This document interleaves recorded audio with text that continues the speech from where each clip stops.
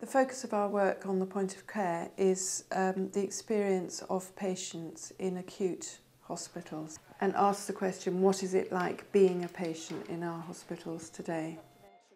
We are a very busy cancer centre, and often our demand is greater than our capacity. When you look at some of our surveys, we do get actually a high satisfaction rate, but one of the questions we ask is that a true picture of what's actually happening?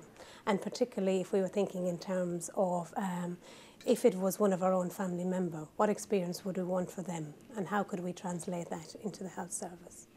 The point of care program is very important to help us focus on what we have put as a key aspect of distinctiveness of our cancer center.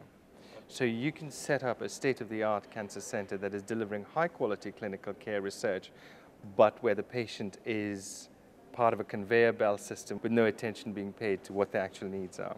We might think we deliver a very good service, but the patients have to experience that very good service themselves.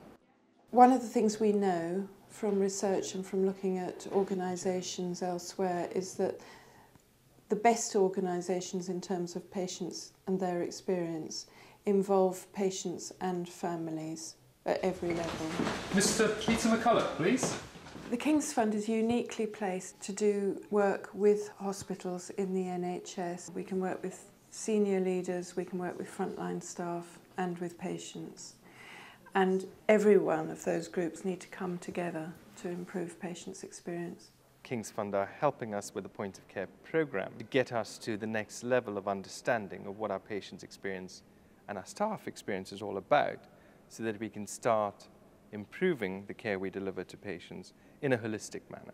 They've brought this new way of working, which is called experience-based co-design. It's actually the patients and staff working together on how we can improve services.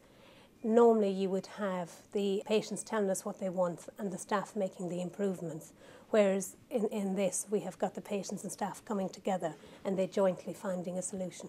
It will consist of interviews with patients and with members of staff, and then collate that information and feed back to those individual groups. The process will then involve the two groups getting together and understanding what information they have gleaned as a consequence of those interviews.